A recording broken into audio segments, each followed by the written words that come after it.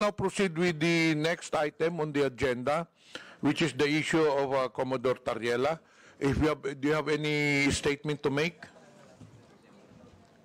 Yes, Mr. Chair. I Okay. prepared the presentation.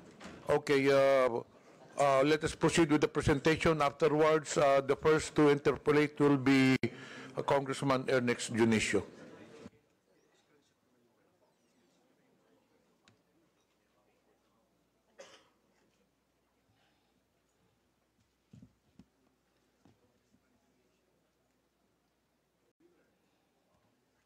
Mr. Chair, can I proceed?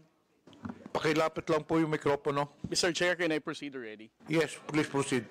Thank you, Mr. Chair. Isang magandang hapon po sa ating lahat. Sa loob po ng 2 taon, nagsimula po ang ating administrasyon sa pagpapublicize ng mga insidente na nangyayari sa West Philippine Sea, ay nakita po natin ang mataas na bilang ng pagtaas ng fake news and disinformation and misinformation pagdating sa usapin ng West Philippine Sea. Sa loob po ng 2 taon na inanalyze po namin ang mga fake news, peddlers, and trolls na nagpapakalat ng maling informasyon. According to our analysis, we can actually came up with 3 levels of fake news purveyors in terms of social media platforms. The first one is what we call the initiators.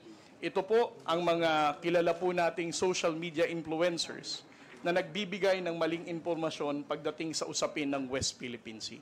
On the later part of my presentation, I will discuss what are those information that they are using to counter the factual narrative of the Philippine government. At the same time, the initiators have high number of followers. Marami po silang followers sa different social media platforms, whether sa X, sa Facebook, sa Instagram, or sa TikTok. Sila po ang kinikilala nating mas known figure pagdating sa pagpapakalat ng maling impormasyon. We call them initiators because if we're going to trace the misinformation and fake news about West Philippine Sea, sila ang pinakaunang mga tao na nagpakalat ng maling impormasyon na to. The next level is what we call the disseminators. Gaya po ng sinabi ni Kabayan Noli de Castro, marami po tayong trolls sa social media na soulless account. Alam po nating wala silang totoong identity, newly created ang account, but these disseminators are being used by the initiators to spread this initiated information na mali. Sila po ay walang kilalang known network, but they are used only to spread this misinformation and fake news about the West Philippine Sea. And then the third one is what we call the reposters. Ito po mga reposters ay kapwa po natin mga Pilipino. Maaaring sila po ay sumusuporta lamang kay initiator o meron silang sinusuportahan na politiko na umaayon dito sa narrative na ito na mali naman. And then the last level is what we call the general public. The general public is actually the victim of the disinformation and fake news in the social media. Dahil po sa mga maling impormasyon na ito na ipinapakalat sa West Philippine Sea, ay nahahati po ang opinyon ng ating mga kababayang Pilipino. Minsan po naniniwala silang walang West Philippine Sea, minsan naniniwala silang tayo ay inuudyukan lamang ng Amerika, minsan sila ay naniniwala na ang gobyerno mismo ang gumugulo pagdating sa usapin ng West Philippine Sea. Next slide, sir. Ngayon, ang tanong po ay who are these initiators? No? Gaya po ng sinabi ko kanina, the initiators are the ones who start the conversation. They are the ones who spread the initial fake news and misinformation. At ang account nila ay may mataas na bilang ng follower. At most of the time, the initiators are known or recognized na social media influencer. At ang posting nila sa social media are always publicly posted. Hindi po ito nalilimit lamang sa kanilang mga followers or friends. Intentionally, their postings are made public so that it can be easily shared ng kanilang mga disseminators at ng kanilang mga followers. Next slide. The initiator social media lines. Over the course of time and analyzing the lines of these initiators who spread fake news in the West Philippine Sea, it can actually be divided into 6 parts. Ang una sa lahat is yung sinasabi nilang we do not have legal basis in our fight in the West Philippine Sea. Ilang beses na po nating narinig yan. Later, I will discuss all of this, how they make use of these lines as a way for them to mislead the Filipino people. Second, ang West Philippine Sea ay hindi natin primary concern. Ito daw ay hindi dumudugtong sa sikmura ng ordinaryong Pilipino, kung kaya't ang ordinaryong Pilipino ay hindi dapat makialam sa isyu ng West Philippine Sea. Pangatlo, Philippines is one escalating the tension in the West Philippine Sea. Sinasabi po nila na ang Coast Guard or BFAR or other agencies of the government are the ones responsible for the escalation of tension in the West Philippine Sea. At ang pang-apat po is the fear-mongering, ang pananakot po sa ating mga kababayang Pilipino na kapag patuloy nating tinindigan ang laban natin sa West Philippine Sea, ay magkakaroon po ng gera. At ang panglima po, ang Philippines is only dictated by the United States. Ilang beses na rin po nating narinig ito na ang nangyayari sa West Philippine Sea ay galing lamang po sa pag-uudyok ng Estados Unidos. And the last part is that the West Philippine Sea spokesperson, kasama ko po si Jonathan Malaya at ang iba pong mga akademya na dumidepensa sa paninindigan natin sa West Philippine Sea, has always been a victim of disinformation and fake news. Next slide, sir.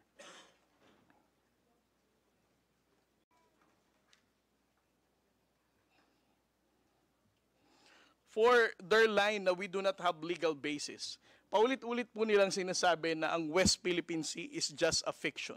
Ito po ay gawa-gawa lamang daw nung panahon ni Pangulong Noynoy Aquino at wala naman daw po tayong basihan. Secondly, they always downplay the 2016 Arbitral Award. Hina-highlight nila na despite of the 2016 Arbitral Award, which is internationally recognized as a landmark victory for the Philippine government, they always downplay this, saying it is very difficult for this current administration to get the support of the international community because it cannot be reinforced. The second one is, we're the one escalating the tension. Kung makikita po natin ang mga posting ng mga tao na to, lagi nilang ang sinisisi ay ang Philippine Coast Guard. Kami daw po ang bumangga sa China Coast Guard. Kami daw po ang dahilan kung nagdala ng mga isda doon, kaya nagkaroon ng gulo sa Baho de Masinloc. Instead of criticizing the aggression and unlawful activity of the Chinese Coast Guard, Philippine Coast Guard po ang nilalagay nila sa kanilang mga posts trying to distort the reality of what's really happening in the West Philippine Sea. Next slide, sir. At ang narrative na ang Pilipinas po ay inuudyukan lamang ng Amerika. Ito po ay paulit-ulit din nilang sinasabi, ang West Philippine Sea ay gawa-gawa lamang daw po ng Amerikano. Ang Amerika din daw po ang nagdikta ng naratibo natin pagdating sa usapin ng West Philippine Sea. At ang kanila pong favorite line, the transparency initiative of the Philippine government is actually dictated by Mr. Ray Powell, na paulit-ulit din binabanggit ni Mr. Mark Lopez sa kanyang social media posts. And then the next one is, West Philippine Sea spokesmen are pro-US and accepting bribes. I have been a victim of disinformation and fake news. Sinabi nilang CIA ako, sinabi nilang pro-US ako, sinabi nilang pumunta ako sa bahay ni Speaker at meron daw akong 3 black bag. Sinabi rin nilang tumatanggap ako ng $4 million as part of my talent fee sa US Embassy. Panglima po, WPS is not our primary concern. They are confusing the Filipino people by saying poverty is the main issue of the Filipino people and not the West Philippine Sea. Kanila pong binibigyan ng confusion ulit ang mga kababayan natin para sabihin they should not care about our fight in the West Philippine Sea. And then the last one, sir, is fear-mongering. There will be war. Ilang beses na po nating narinig ito sa ating mga social media trolls. Sinasabi nilang kapag patuloy na pinanindigan ang ating laban sa West Philippine Sea, ay maraming mamamatay na Pilipino, hindi kaya ng Armed Forces of the Philippines na tindigan ang pakikipaglaban sa China. Pero simula po na naging Pangulo, si Pangulong Bongbong Marcos, for almost 3 years now, he has been standing firm of not surrendering a square inch of our territory to any foreign power, pero wala naman po tayong digmaan na naririnig pa. And then the last one, sir. Next slide. Next slide. Kung makikita po natin ang posting netong tinatawag nating mga initiators, there are actually 3 intersection points na common sa kanila. Una, they always counter our position in the West Philippine Sea. Secondly, kung titingnan din po natin ang posting nila, they also defend Alice Go and the Pogo. Third, they are also denying the presence of Chinese spies na nahuli ng NBI noong mga nakaraang buwan. Just to give you an example, I would like to share with you the posting of certain Miss Ana Malindog Uy. I'm not saying that she is the one really managing this expose because I don't know her personally, but this is actually a public post. She said, with regard to Pogo, ano daw ang sabi ni DASA, upgraded ang Pogo seriously? Last August 6, 2024. She also commented, investigasyon ng Kongreso sa issue ng Pogo, nakakahiya. And then when it comes to the issue of the spies, last January 29, 2025, she also posted, do we really think that a superpower like China would send someone unqualified to spy on the Philippines? And when it comes to the harassment of the Chinese Coast Guard, she also said, study the footage carefully and draw your own conclusion. Note the time that when the collision happened, according to the reports and based on the footage, the Philippine Coast Guard ship MRB 4410 suddenly turned right and rammed into the Chinese Coast Guard. Again, she is actually narrating a narrative that it is the Philippine Coast Guard who rammed the China Coast Guard vessel. Miss Ana Malindog Uy, I don't know her, but again, these are public posts. And I would also like to share to the Honorable Committee the article written by Mr. Ado Paglinawan. He also wrote about Tarlac Mayor Alice Guo, suggesting that she is being disgracefully grilled by the senators. And when it comes to the spies, he also wrote an article 2 months ago saying that it's a mistaken identity is a result of sheer incompetence. And when it comes to the issue of the West Philippine Sea, publicly posted last February 27, he said the West Philippine Sea lunacy continues as China Coast Guard simply ignores our cheers.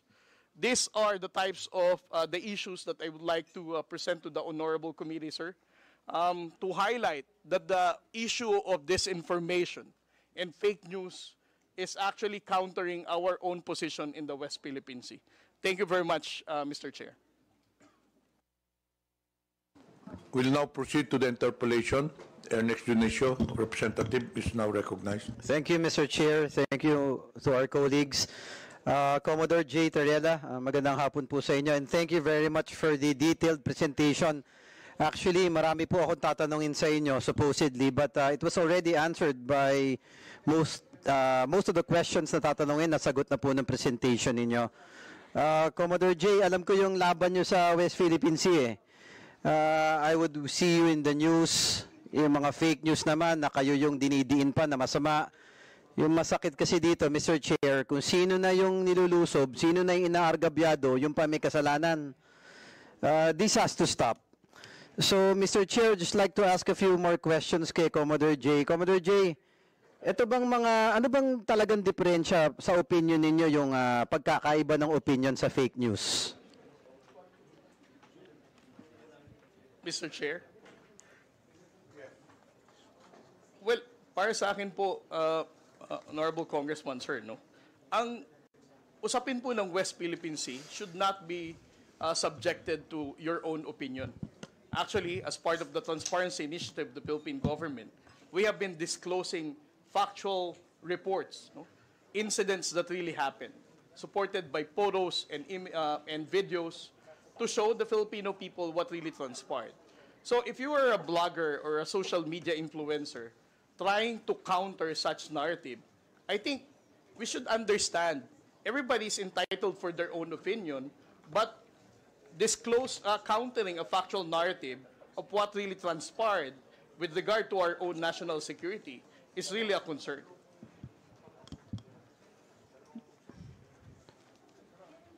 Yes, thank you for that. Mr. Chair, kasi yung West Philippine Sea, in my humble opinion, di lang naman kasi to geographic location, it's a symbol of our sovereignty. If I remember it correctly, Commodore J, di ba, nung last hearing natin, meron pa nga na nagkiklaim na lumalabas sa mga fake news na yung Palawan pagmamayari ng China. Tama po ba? Yes, sir. Yeah, it's very alarming, Mr. Chair, lahat ng nangyayari na to eh. So, alam ko nag-imbestiga na kayo dito, Sir Commodore J. Ano po ba mga naobserbahan nyo? You mentioned kanina mga initiators. Ano ba to? Mga Pilipino ba to? Chinese? Or we don't know for certain? Well, right now, Mr. Chair, what we have are only public posting of social media accounts. Just like what the former Vice President mentioned, we cannot really ascertain whether these people are the ones managing those accounts dahil hindi naman talaga natin alam kung sila yon. Mr. Chair, may nabanggit po kanina na si Ana Malindoguy. Yes, Mr. Chair. Do we know, Mr. Chair, does this committee have any information na bisita po ba natin siya ngayon or Filipino vlogger po ba to? Or... Sino? Si Mark Lopez? Hindi po, si Ana Malindoguy, mentioned by Commodore Tariela earlier, Mr. Chair. Did you invite this personality? Unfortunately, she was not included. Is that a female? Yes, Mr. She Chair. was not included in the invitation to the resource persons.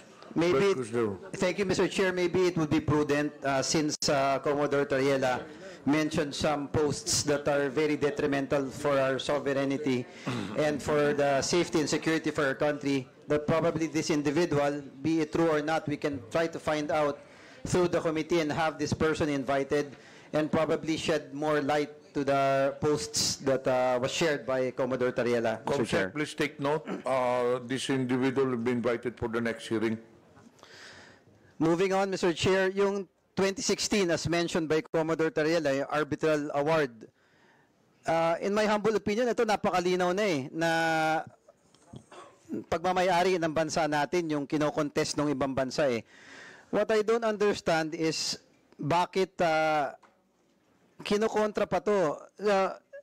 Commodore Tariela, ang gusto ko lang malaman, meron po ba tayong specific Filipinos identified who are, you know, masasabi natin na pro-China?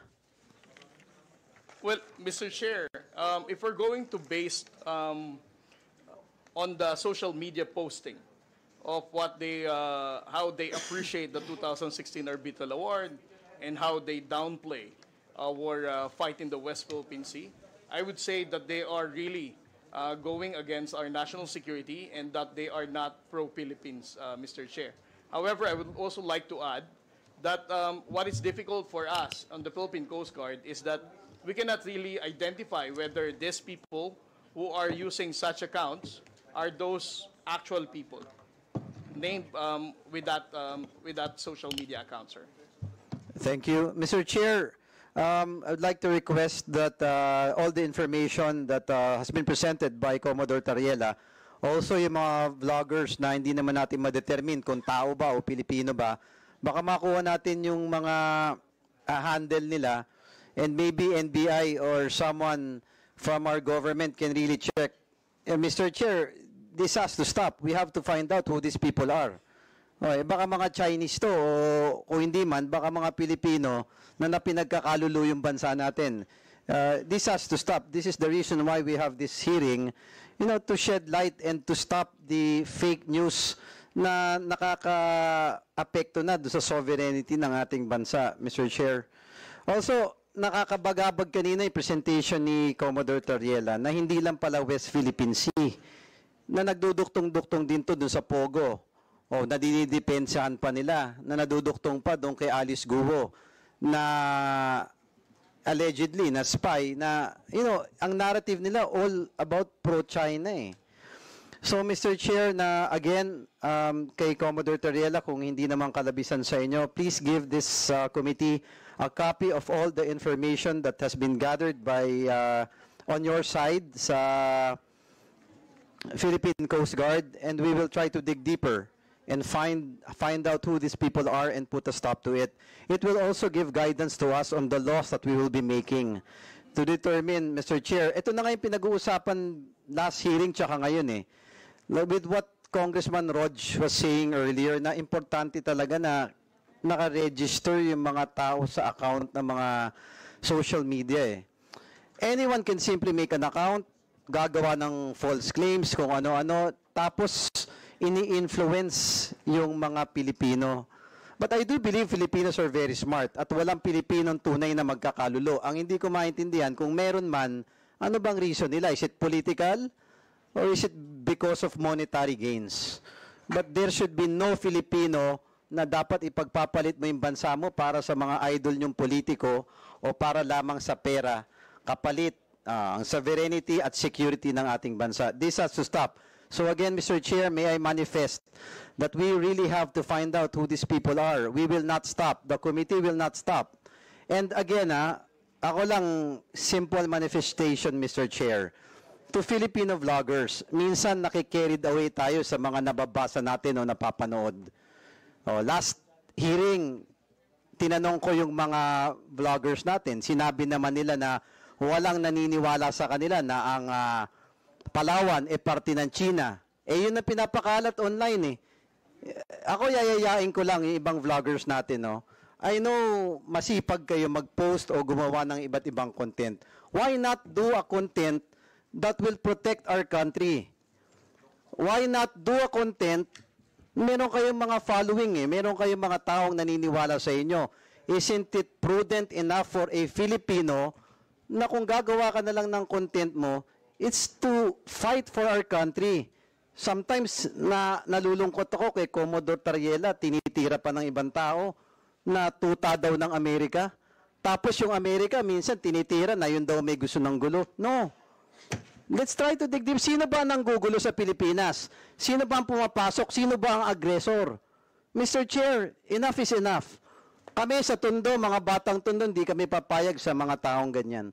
So, Mr. Chair, again, I appeal, sana sa mga kaibigan nating vloggers, if you are true Filipinos, let's all work together. O i-prove natin na maka-Pilipino tayo at makabansa tayong Pilipinas.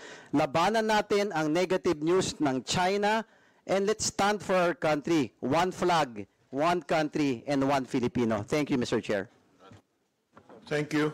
Mr. Chair, Honorable Pabante. gusto ko lang pong tanungin si Commodore Tariela kung sino yung mga vloggers niya. Can you identify those vloggers now? Isa lang ba o meron pang iba? Can you identify them? Well, Mr. Chair, I cannot attribute it to the person, but what I can quote are the name of their handle account, social media handles. I cannot attribute it to a person, but I can attribute it to a social media account. So, ano mong ibig sabihin?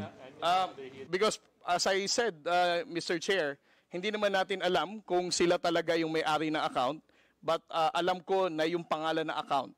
Like for example, si Mr. Rugando Sasot, we don't know whether it is really him who is managing his social media account. The same thing with Ana Malindog Uy or Ado Paglinawan. Those names are known to be writing about pro-China narrative. Well, Mr. Chair, why, Commodore, why don't we ask the NBI or the DICT to identify? Why? Why don't we ask them? Now, you keep on telling us about these things, and you're not telling us who the people are. So why don't you ask the NBI or the ICT to identify those people who they are? Because they can be identified. Oh, it's up to you because you're the one being bashed in this case. Perhaps even your statement here can even be treasonous. Why? Because these are Filipinos who are actually siding with China. Oh, saying things that are against our own sovereignty.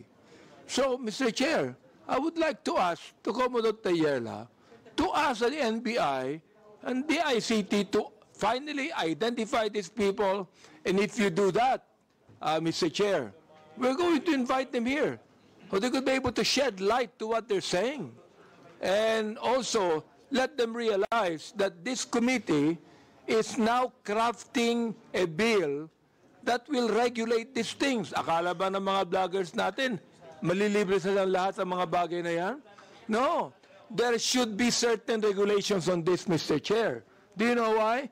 Because freedom of expression is not absolute.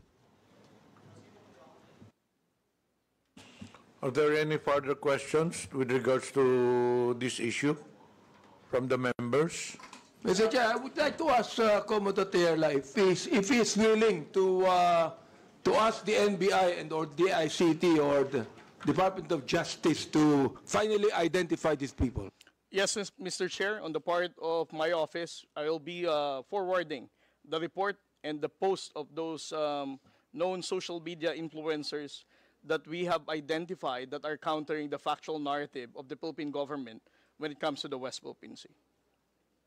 I believe we have the presence of the NBI resource persons. Andito po bang NBI? Ano mo nga yung anong pwedeng gawin dun? Good afternoon, Mr. Chair. Good afternoon to the members of our Congress. Actually, Mr. Chair, some of the personalities which was mentioned during the lecture of Commodore were already verified by our office. So, ang pagkakaintindi ko po kasi during his explanation is that he cannot attribute yung mga accounts doon sa real identity ng mga may-ari. And we can provide some, but for those other accounts po, totally dummy account po siya. And we cannot identify kung sino yung mga ano po niya, totoong nagmamayari. But for some of the accounts that were mentioned, there are real names and identities that were already identified by the NBI, and we could furnish this committee of those identities. Thank you, Mr. Chair. I suggest, Commodore, you coordinate with the NBI na lang regarding this Yes, matter. Mr. Chair. Are there any further questions regarding this issue? Mr. Chair, Yes. thank you very much. Commodore Tariela, so kamakailan nabalitaan po namin at nakita namin sa telebisyon na muling nagkaroon ng enkwentro sa West Philippine Sea. Pwede mo po bang maikwento sa amin ang nangyari? Yes, sir. Mr. Chair?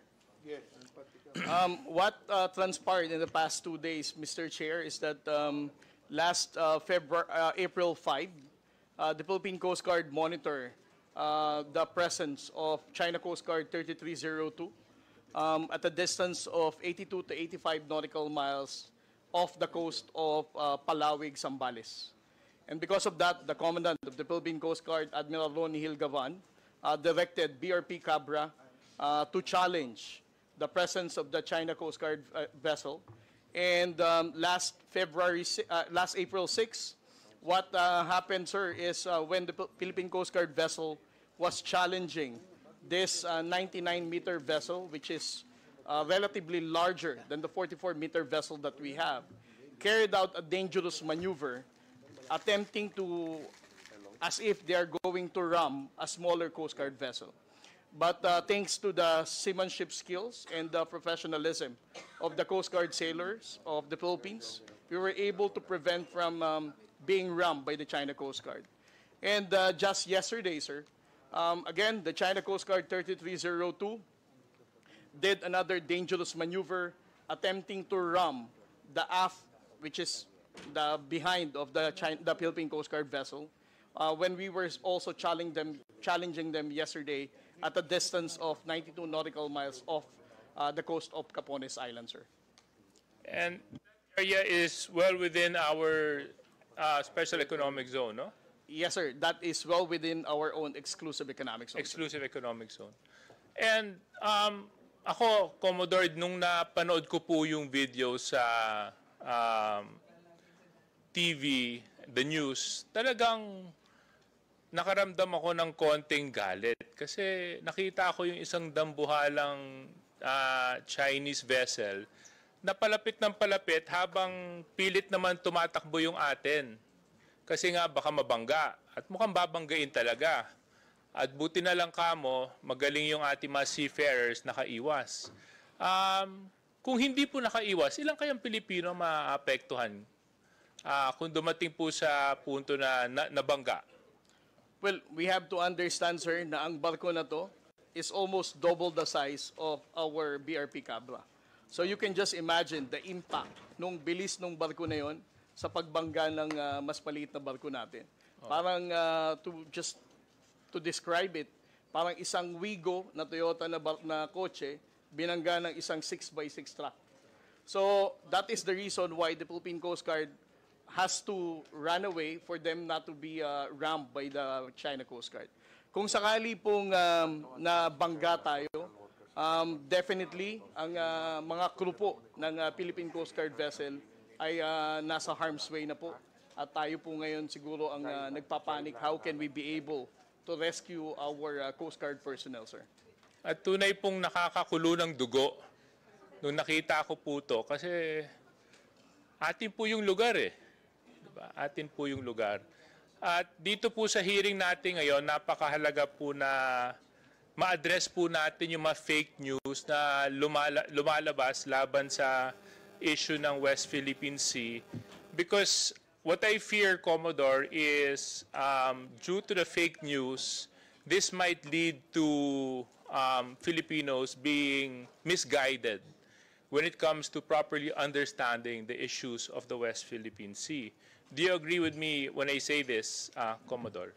Yes, sir. I definitely agree with you, sir, that we need to address fake news and disinformation.